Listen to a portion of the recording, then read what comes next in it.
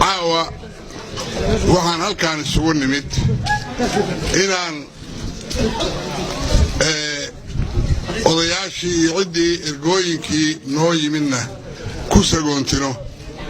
xildhibaanada la doortayna ay bilaabaan shaqo inay bilaabaan oo ay wax qabtaan ay gartaan in mas'uuliyad fuushay marka ugu horeysa waxaan idiin sheegayaa xildhibaanada dhabta ee galmudug waa idinka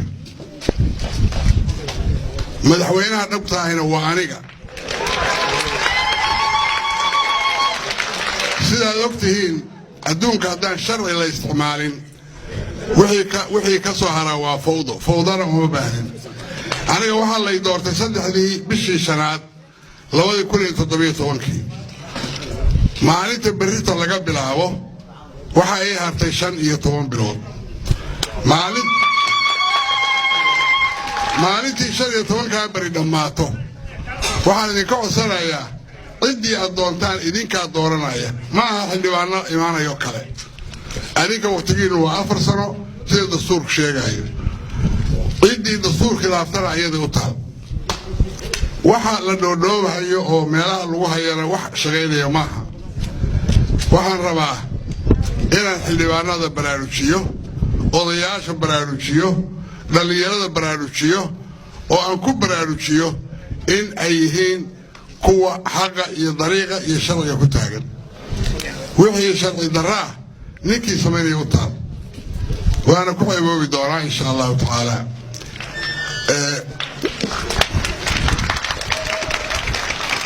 galmudug sidaad ogtihiin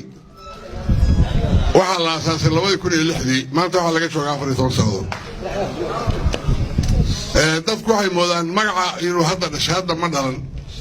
laakiin nasiib wanaag sanadadii 2014 iyo 15 ayaa waxaa lagu guulaystay in la kaamilo oo la isku daro labadii gobol oo la isku daray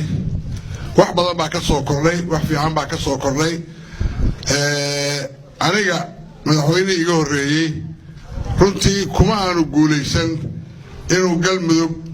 6 degmo iyo barbaa xor ah intii kala shabaab haysta waa 10 degmo waxa uu joogay asaga 3 degmo kaliya aniga waxaan fakaray markaan imid inaan dib ugu laabto oo horta wax kasta oo kala shaqaa inta joojiyo aan raadiyo in galmudug la isku daro oo ahlu sunna la heshiiyo ahlu sunna waa ku guulaysanay insha Allah taala ilaahayna waa lagu garab galay gaalka ayaad ogtihiin wixii dhibaato ka socday aawadu waxaan tagay waxaan u maleynayaa bishii May oo lay doortay dhexdeedii bay ahayd 3 baa lay doortay waxaan tagay 17 ayadoo 6 meelood u kala xiran ayaan tagay nasiibkayga iyo barakadayda iyo mooji waxay tahay galmudug haweenkaas xawada soo furantay ilaa markii dambe aniga madaxweynuhu aan tagnay tiyo isku furano nabada gaalka ay wada ogtihiin inta sanadooda ay dagaal ka soo dhibaatada waxa aniga foxkaygu ahaa oo dhan anigu nin weyn baan ahay Soomaaliya waxay ka soo ka dhacana waan soo joogay wax walbana waxaan ogahay ruudka iyo meeshay ka yimaadeen iyo sida ay ku dhamaan karaan halkeeda Soomaali iyo gaar ahaan reer galmudug xoog lagu caburin karo si kasta dilay lagu caburin karo waa dad isku kalsoon waa dad haday geedooda fariisaan heshiin kara waxaan ilaahay ka rajaynayaa kuwa hadda nafidnaynaya oo dhibaatada nagu wada oo aan u jeedno inay meel daran ugu celinayaan ilaahay si naga yiraahdo ilaahay oo si naga dheh ilaahay oo gacan naga sii ilaahay oo nabad waarta nasiih ilaahay oo kuwa maaragtay khayr beelayaasha ilaahay oo dhibtooda naga hay waxa kaloo xiga saad ogtihiin halkan gobolada 2017 bishii labaad 18 bishii labaad waxaan go'aan baan wada gaaray dowlad goboleedyada iyo dowladda federaalka sharci baan samaynay sharcigaas wuxuu lahaa ciidamada nooc kasta ay yihiin haday yihiin military haday yihiin police haday yihiin nabad sugid haday yihiin asluubiya nooc kasta ay yihiin marka ay joogaan gobolka ay joogaan ayay amar ka qaadanayaan federaal amar ka qaadan maayaan taliyaha la keenayo inuu noqdo taliye la isla ogyahay iyo taliye raalli la isaga yahay galmudug ama goboleed kasta ciddii uu ka dareemo inaysan la shaqaynayn wuxuu xaq u lahaa inuu bedelo waxaa nasiib darro ah xasan cali khayre markuu halka yimid inuu dhallinyaradii iyo ciidamadii nooc kasta ay yihiin afka ugu tiray kulligood inay federaal yihiin war ciidamada caawa joogaa federaal waxaa la yidhahdaa ciidamo inta lasoo qoro gobollada iyo degmooyinka laga soo qoro laysku daray kuwaasaa federaal la yidhahdaa federaal lama yidhahdo ciidan gobolkii laga qoray jooga gobolkaa leh waxaan uga digayaa oo aan rabaa inaan u sheego dhammaan ciidamada jooga kulligood waa ciidamo galmudug wax ciidan oo federaal la yidhahdaa ma jiraan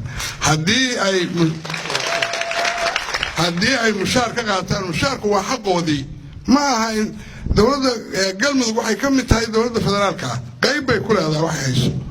waa qaybtoodii ee ma aha lacag hayriya farmaajo jeebkooda ka siiyaan ma waa qaybkoodii xaq bayna u leeyihiin waana yeelan doonaan waxaan uga digayaa oo jeclaha inaan u sheego yaan laydinku dumin gobolkiina caawa dhuusamareeb waxaa ka taagan dhibaataa ka taagan meel walbana waa imanaysaa alliin hadduu alla yahay ka waantooba in gobolkiina laydinku dumiyo dadkiinana halaynina guryihiinna ha duminina yaan laydin adeegsan oo laydin adeegsan xaqdarro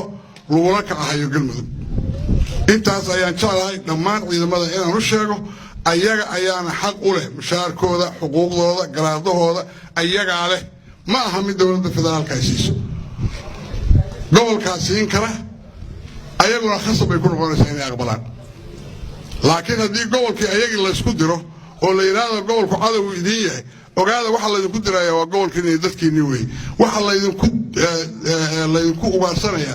oo inta meel laydiin diro laleeyahay soo qabta ama soo dila ogaada waa dadkiinii waa dalkiinii waa gobolkiinii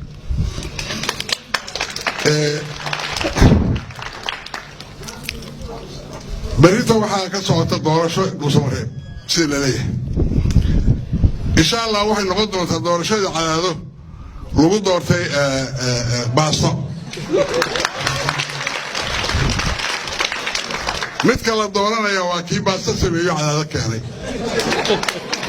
kan ku xigaana waa kii qaabilay oo maxamed xaashi oo markaa taagnaa meesha gacanna waa kii kaloo joogay kama duwanaan doonto mana ka duwanaanayso tii baasto oo la doono weligood waa taqaanaa dowladda federaalku inay dowlad ka kalfiso waa caadi waa caadadooda weeye annaga dowlad baan nahay madaxweynihii waa joogaa baarlamaanka waa joogaa cid wali waa joogtaa ma aha inay dad soo qaadaan oo xamar ka soo daadgureeyaan waxruurta xaafisooda ka shaqaysa oo yidhaahdaan xildhibaanaad tihiin haddana ninkaan doorta walweligiin ma maqasheen ilaah baan ku dhaashay dadka waa la siiyaa gacan haddii la rabo ha la siiyo hoos ha loo siiyo laakiin dowladdu waxay wadataa xildhibaanadan waxay wadataa madaxweynahan macnaheedu waa maxay waxyaalaha qaarkood wax loo dulqaadan karo maaha wax la dhegaysan karo maaha wax la akhrisan karo maaha dowladda hebel bay wadataa hebel waa in la doortaa xildhibaanada waa inaan yeeshaa madaxweynaha waa inaan yeeshaa alloor dadkana maadigaa leh waa dhibaato weeye waxaan odhan lahaa dowladda federaalka arrimahaas haddaysan ka waantoobin way ku ceeboobaysaa kuraasta ay fadhiyaan bay ku noqonaysaa inay laftoodu khatar ku galaan waxaa kaloo xiga waxaan idiin sheegaya adduunku sharci buu kala socdaa galmudug sharci bay leedahay dastuur bay leedahay dowladda federaalka ay dastuur bay leedahay madaxweynaha iyo ra-iisul wasaaraha iyo kulligood dastuurkaasi ku joogaan ikhwaanayaalow ninkii dastuur sharcigii iyo dastuurkii lagu doortay ninkii ku tunta oo tuura asagu ma haysanayaa meeshaad u malaynaysa waa maya hadduu asagu diido sharcigii lagu doortay cid ku ixtiraamaysaa ma jirto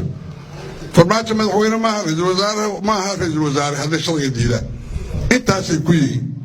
waxaan u baahannahay inay faraha nooga qaadaan gobolkayaga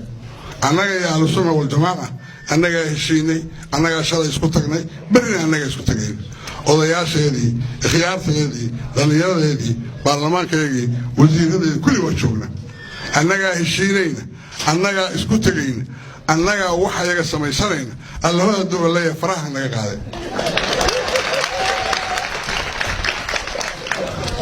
waxay doortaan oo caawa anaale la yidhahdaa ma jirto hore bay u dhacday nimanka xildhibaanada ee sanitarada ah hadda dhooban dhuusamareeb waa kuwii cadaadaynta yimid boobay kuraasta in badanoo ka midi haddana waxay rabaan inay kuraasta soo socoto 2021 boobaan warmaba gaaraysaan adinkii madaxdiinuba haddii aynaan nidaamka ilaalin iyo sharciga ummadda waa idinka hor imaanaysaa waa laydinku kacahayaa xamar ayaa maanta aad ogtihiin waxa ka jira asagaa kacsan xamar baynaan ka badbaadayn haddaynaan gobollada ka badbaadayn haddaad gobollada ka badbaadaan xamar baynaan wallaahi ka badbaadayn mana shaqaynayso sida ay ku socdaan wax shaqaynaya maaha daraad kaamirooyinkii jidadka lagu xiray oo ay ku baxday malaayiin doolar dhowr saacadood baa shabaab ku burburiyey kulligood xataa kii madaxtooyada horteeda ku xirana waa jabiyeen ayadoo loo jeedo barqadii 3 saacadood subaxna way jabiyeen war ilaahay baan idinku dhaarshay ciidamadii la rabay inay ilaaliyaan kulligood dhuusamareeb joogaan magaalada dhuusamareeb la yidhaahdo waxaa jooga ugu yaraan 4,000 oo ciidana population ku nool 5,000 6,000 ka badan marka waxa weeye halkii qof oo jooga dhuusamareeb askari baa ku aaday inuu ilaaliyo tanuu ma ilaalin doonaa base wixii daraas raadiyaasha ka socday baan rumoobi doonaa aniga ma garanayo ilaahay waxaan ka rajaynayaa in dhibaata meesha aysan ka dhicin haddii ay ka dhacdaan ay noqoto kuwa dhibka wada inay ku dhacdaysa dadka masaakiinta sababsan waxaa la yaab leh oo mucjiso ah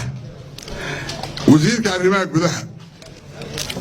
aniga markii la lahaa waxaad ku wareejisay xilkuma wareejinaan wasiirka arrimaha gudaha waxaan siiyey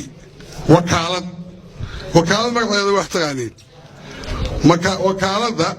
haddii qofku wixii adu wakiilatay xumeeyo dee waxaad ku khasbantahay inaad kala soo laabatid caawa qarafaan iyo wuxuu la fadhiyaa dhuusamareeb waa baadil waxa uu dhisay waa baadil caawa wuxuu ku soo qoray maaragtay facebook aan daayta ku arkay waxa weeye wuxuu yidhi aniga waxaa berrito waxaan dooranaynaa madaxweyne cusub madaxweynihii hore iyo dad kalena waxaan ka rajaynaya inuu la heshiiyo bal yaa u dirsaday doorashada cid u dirsatay ma jirto 4 bilood ka hor baan kala laabtay wakaaladdan siiyey wax allaaliya wixii ka dambeeyey saacaddaas wuxuu qabtana waa baadil dadkuna waa ogyahay ummaddu waa og tahay beesha caalamkuna waa og tahay waa nin weyn waa ninkii inta raadiya tv hor istaaga yidhi waa khiyaamaynayna waxaan uga jeednay inaan magaalada ku gallo been baan u sheegay war nin weyn hadduu been sheego inuu iska tagaa wanaagsan waa ceeb waxyaalaha qaarkood marka waxaan leeyahay walaalkay oo ka asluubaysa waxyaalaha qaarkood berrita waxaad soo saartaana waa baadil mana shaqayn doonaan insha allah dadka yaan maaragtay lagu wacyigelin waxyaala khalad ah hadda sheekh ibraahim miduu sheegayay waa la mudaaharaadaya waa cali iyo inta qaxooti la soo kacay ma shaqaynayso reer galmudug way yaqaanin waxay samaynayaan dalkoodii bay joogaan dadkoodii bay la joogaan waxaan idiin sheegayaa galmudug waa gobolka soomaaliya ugu qanisan walluusan u jirin gobolka qanisan beeray leedahay cali bay leedahay ma jirto waa gobolka ugu qanisan ugu batroolka badan ugu macaalinta badan ugu xoolaha badan wey dadkeeduna ay yihiin dad shaqo yaqaan oo haddii la isku duwo shaqaysan kara dekada layidhahdo waa laydiin dhisaa waa been waxba kama jiraan xasan cali khayre wuxuu sheegay weligii run ma sheegin waa been batroolkii daraad la saxiixi lahaa isagaa diiday ayadoo la raba in la saxiixo yaan hobyo laga godin daraaddeed wuu diiday warqad inta u qoray wasiirkii dib buu u dhigay intaasna waxaa weeye axmed ducaala meesha joogee amuu ogaadaa xataa